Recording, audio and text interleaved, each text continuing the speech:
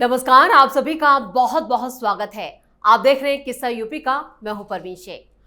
कांवड़ यात्रा को लेकर फिर से हंगामा मचा है और इसको लेकर विस्फोटक खुलासा हुआ है जिससे सब हैरान हैं। कांवड़ रूट पर होटल के नाम पर बवाल मचा है। 11 जुलाई से कांवड़ यात्रा शुरू होने वाली, जिसे देखते हुए सनातनी फोर्स एक्शन में आ गई।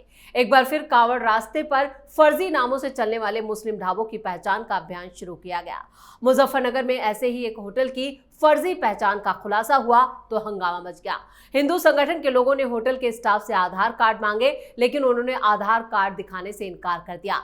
जब ढाबे पर लगे बारकोड को स्कैन किया गया तो उसमें होटल मालिक का नाम जो था वो मुस्लिम आया, जिसके बाद ढाबे में हंगामा खड़ा हो गया। और इसी दौरान अखिलेश यादव के भी कुछ ऐसे बयान आए हैं जिस पर हंगामा मचा हुआ है। इन्हीं तमाम मुद्दों पर चर्चा के लिए मेरे साथ स्टूडियो मौजूद हैं कैपिटल टीवी के executive editor Rajiv Kumar. Sir, आपका बहुत बहुत स्वागत है। धन्यवाद। कांवड़ यात्रा अभी शुरू नहीं हुई, लेकिन उससे पहले जो हंगामा मचा है फर्जी नेम प्लेट को लेकर वो और बढ़ रहा है। देखिए, फर्जी नाम रखना ही गुनाह है।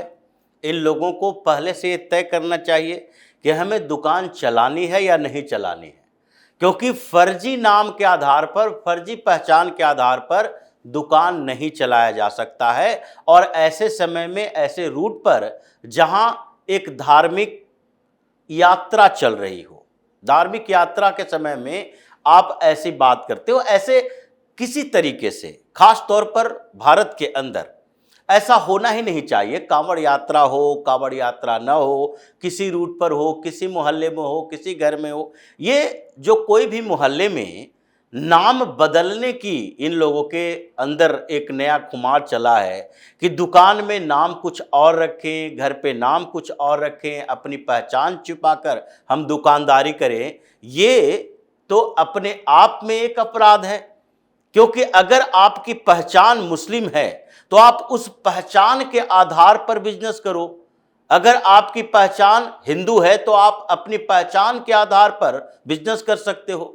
अगर कोई हिंदू इसी तरीके का काम करना शुरू कर दे, मुस्लिम नाम रख ले और मीट की दुकान दे दे, और मीट की दुकान में हलाल की जगह झटका मीट बेचना शुरू कर दे, और किसी मुसलमान को ये पता चल जाए, किसी तरह से जानकारी मिल जाए कि देखो ये मुस्लिम नाम से बेच रहा है लेकिन है नहीं हिंदू, और वो हलाल नहीं बल्कि झटका मीट बेचता है, तो उसके बाद क्या होगा? उसके बाद क्या ये लोग हंगामा नहीं करेंगे? ये तो पहचान छिपाने की बात है कि अगर हम हिंदू हैं तो हम हिंदू दुकान खोल रहे हैं तो हमारी पहचान हिंदू की रहनी चाहिए, और अगर मुसलमान हैं, मुस्लिम की दुकान है तो उसकी पहचान मुसलमान की रहना चाहिए। क्या एक मुस्लिम मोहल्ले में यही ओम ढाबा खोलेगा कोई मुसलमान? कोई मुसलमान अपनी पहचान चेंज करके किसी मुस्लिम इलाके में जाए और वहां ओम ढाबा खोल दे, गंगा ढाबा खोल दे? वो नहीं खोलेगा, क्योंकि उसे पता है कि उस जगह पर गंगा ढाबा की अहमियत नहीं है और यहां पर अल हलाल की अहमियत नहीं है। तो इसीलिए ये दोनों जगह पर जो शातिरता अपनाई जाती है, वो एक तरह से सुरक्षा के आधार पर सरकार ऐसा कदम उठाती है। मान लेते हैं आपने पहचान छिपाई, कांवड़ यात्रा का समय चल रहा हो और उस समय आप पहचान छुपाकर ढाबा खोल दिए हो, वैष्णव ढाबा, वहां पर खाना पीना दे रहे हो वैसा, लेकिन बाय द वे कांवड़ यात्रा के दौरान किसी व्यक्ति को पता चलता है वो हिंदू हैं, कांवड़ यात्रा करने वाले, और उसे पता चलता है ये वैष्णव ढाबा का मालिक है जो मुसलमान है, और ये गलत तरीके से हमें अपवित्र करने की कोशिश कर रहा है। उसके दिमाग में ये बात आती है और वो हंगामा शुरू कर देता है। हंगामा में भीड़ की एक अपनी भूमिका होती है, और वो कांवड़ यात्री दूसरे हैं जो उस ढाबे के ऊपर हमला कर देते हैं। 2 4 5 मुस्लिम अगर वो काम कर रहा हो उसके खिलाफ कोई कार्रवाई कर लेते हैं, उसको मार देते हैं, ढाबे को जला देते हैं, तो उसके बाद क्या कहोगे? उसके बाद सीधे जिम्मेदारी होगी सरकार की कि योगी सरकार के समय मुसलमान सुरक्षित नहीं है, जबकि वो मुसलमान अपनी पहचान छिपा रहा है। तो ये प्रिकॉशन सिर्फ और सिर्फ हिंदुओं के लिए नहीं रखा गया। ये नहीं कहा जा रहा है कि जो हिंदू कांवड़ यात्रा पर जाते हैं सिर्फ उनकी पवित्रता का ख्याल रखा जा रहा है। ये भी रखा जा रहा है कि जो मुसलमान अपनी पहचान छिपाकर वहां जा रहे हैं, जो दुकान चला रहे हैं, और अगर वो अपनी पहचान बदल रहे हैं और उसमें उसकी असली पहचान कांवड़ यात्रा के समय उजागर हो गया और कुछ दिक्कत हो गई, दंगा फसाद हो गया और वो दंगा ज्यादा बड़ा एरिया में फैल गया, तो फिर बदनामी किसकी होगी? सरकार की होगी। इसलिए सुरक्षा तो मुसलमानों का किया जा रहा है हिंदुओं से, कि अगर आप गलत धारणा बनाते हो, गलत पहचान रखते हो, तो हिंदू जो कि सरकार के ऊपर डिपेंडेंट है, अभी तक सरकार के ऊपर डिपेंडेंट है, ये मान रहा है कि सरकार जो करेगी हमारे पक्ष में करेगी, हमारे तरीके से करेगी। पहले हिंदू आक्रामक ज्यादा हो जाते थे क्योंकि उनको पता था कि वो सरकार जो कि हमारे पक्ष में कोई फैसला ही नहीं ले सकती, वो मुस्लिम तुष्टीकरण की राजनीति करने वाली है, तो इसलिए उसी के पक्ष में फैसला देगी। अभी ये कम आक्रामक है, लेकिन ऐसे में भी अगर सरकार ये काम कर रही है, उसका विरोध आप कर रहे हो और उस बीच कोई ऐसी घटना घट गई, तो फिर उसकी जिम्मेदारी कौन लेगा जी? क्या अखिलेश यादव इसकी जिम्मेदारी लेंगे, या ये मौलाना जो हंगामा कर रहा है चारों तरफ की, नहीं नेम प्लेट नहीं लगाएंगे, हम अपनी पहचान नहीं बताएंगे, और वो सुप्रीम कोर्ट में चला गया, पिछली बार तो अंतरिम आदेश आ गया था। सबसे ज्यादा जो सवाल उठाए जा रहे हैं वो मुस्लिम संगठनों, मुस्लिम नेताओं और विपक्ष की तरफ से ही इस मामले को ज्यादा हवा दी जा रही है। लेकिन ये जो सवाल उठा रहे हैं वो एक जेन्युइन बात तो बताए, तर्क तो दे कि हमें पहचान बताने से क्या नुकसान होगा। आर्थिक नुकसान की बात बार बार, अगर आर्थिक नुकसान की बात करते हो तो आर्थिक नुकसान के लिए आप मजहबी अपने रंग रूप तो बदल नहीं सकते। अगर किसी को आर्थिक नुकसान के आधार पर यह अवधारणाएं स्वीकृत करने की बात कही जाएगी, तो फिर तो यह कहा जाएगा कि रिलीजियस कन्वर्जन है वो भी आर्थिक फायदे के आधार पर है, तो उसे भी स्वीकार कर लो। ये कहो कि मुसलमान है भाई, हिंदुस्तान में भारत सरकार एक नई नीति बना दे कि जितने भारत के मुसलमान हैं वो अगर सीधे हिंदू धर्म अपना लेते हैं तो उसको पीसीएस का जॉब मिल जाएगा, उसको हेड कांस्टेबल बना दिया जाएगा, उसको पुलिस विभाग में जॉब, ये रिजर्वेशन की नई थ्योरी बना दे, तो क्या करेगा? आर्थिक फायदे के लिए वो अगर कन्वर्जन शुरू हो जाता है तो उसका सपोर्ट करेगा। आपको आर्थिक फायदा है, ठीक है, आप उस चीज को इग्नोर नहीं कर सकते कि नहीं हम भी दुकान चलाएंगे, ठीक है, आप चलाओ। सरकार ने ये तो नहीं फरमान जारी किया, ये फैसला तो नहीं लिया कि पूरे कांवर रूट पर किसी मुसलमान की दुकान होनी नहीं चाहिए। अगर ये आदेश हो जाए तब तो आपके लिए बड़ी मुश्किल हो जाएगी। खैर, आदेश तो ऐसा भी आ सकता है और आने की संभावना भी है। अगर इकोनॉमिक बाइकॉट ऐसे धीरे धीरे हिंदू करते रहे जिस तरीके के जिस जगह पर किया जाता है, वैसे में तो सरकार अगर ये फैसला लेती है तो कोई बहुत बड़ी बात नहीं होगी, क्योंकि जिन जगहों पर कोई भी इस्लामिक कल्चर, इस्लामिक मजहब, इस्लामिक कोई पर्व त्योहार मनाया जाता है तो उन जगहों पर हिंदू जाकर ऐसा काम नहीं कर सकते, यानी कि दुकान नहीं चला सकते। ये तो पहले से ही प्रोहिबिटेड है। आपने तो पूरे नन मुस्लिम्स को, गैर मुसलमानों को पहले ही अपने अर्थव्यवस्था के उस चक्र में लाने से प्रोहिबिट कर दिया है। आप पहले से ही कह देते हो मीट की दुकानों पर जाओ तो हलाल खाओ, झटका मत खाओ। आप कह देते हो हलाल प्रोडक्ट ही हम यूज करेंगे, उसके लिए हलाल सर्टिफिकेशन चाहिए, और हलाल सर्टिफिकेशन वाले प्रोडक्ट जो होंगे वो ज्यादातर उन्हीं के प्रोडक्ट होते हैं। जितने जो अभी चिकन मटन की दुकानें खुली हुई है उन सब जगहों पर देखने को मिलता है कि कौन हलाल बेच रहा है, कौन झटका बेच रहा है। ये देख कर ही मुसलमान जाते हैं खाना खाने के लिए।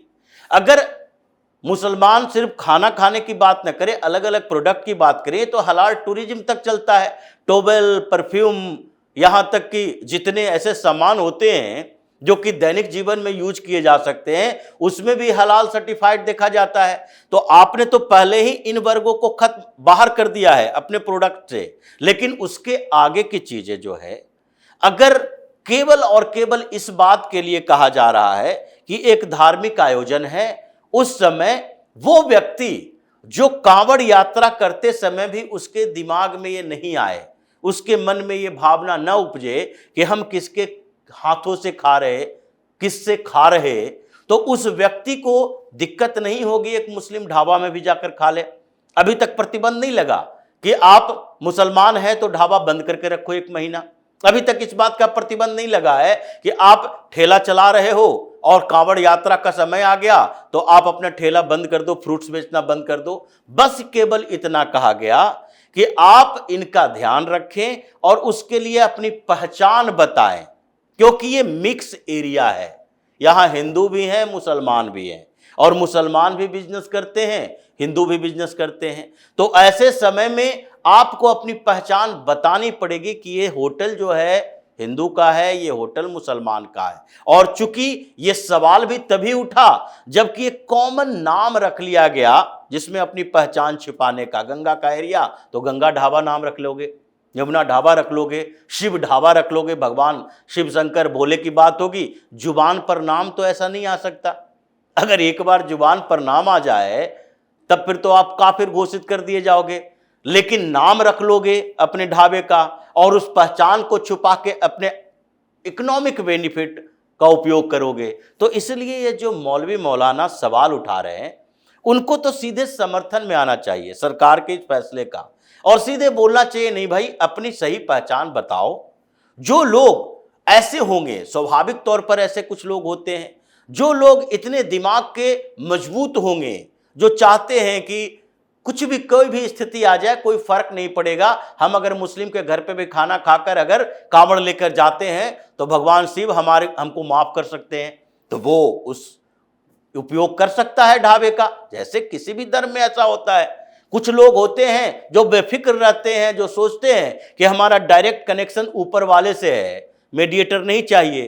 तो उसके लिए वो सिर्फ दो ही लोगों के बीच का संबंध होता है, वो कैसे क्या करता है उससे कोई फर्क नहीं पड़ता। लेकिन 99% लोग तो धार्मिक होते हैं जिनको इन चीजों का फर्क पड़ता है, जो चलते हुए अगर उनके पैर में गंदगी लग जाए तो उसके बाद उनको स्नान करने की जरूरत पड़ती है। तो ऐसे में जरूरत है इस बात की कि ये लोग या तो सरकार के फैसले का समर्थन कर दे, क्योंकि सुप्रीम कोर्ट जाकर तो देख लिया, आदेश का कोई फर्क पड़ा नहीं।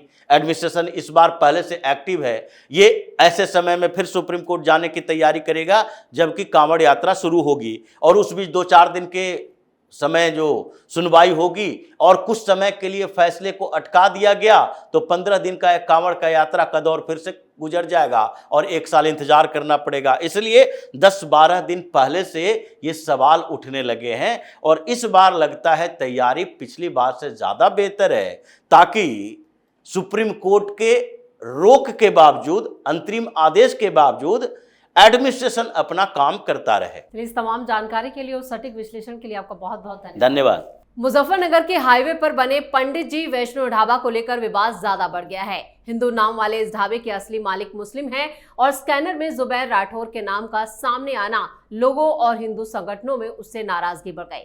कांवड़ यात्रा के दौरान धार्मिक भावनाओं के साथ धोखा जो है वो पूरा सामने आया है, जिसको लेकर अल्टीमेटम और विरोध प्रदर्शन की भी धमकी दी गई है और बवाल मचा हुआ है। इधर प्रशासन ने भी साफ कर दिया है कि अब इस तरह के अगर मामले सामने आते हैं तो फिर और ज्यादा सख्ती बरती जाएगी और बड़ा एक्शन लिया जा सकता है।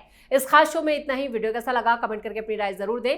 वीडियो को लाइक करें, शेयर करें और कैपिटल टीवी को सब्सक्राइब जरूर करें। धन्यवाद।